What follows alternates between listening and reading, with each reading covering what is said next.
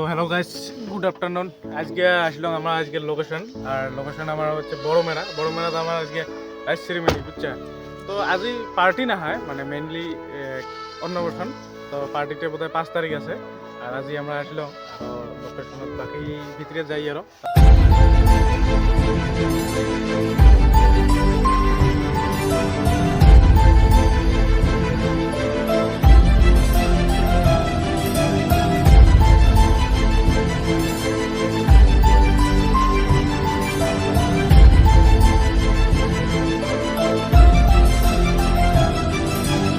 বাকি cinematic shoot complete.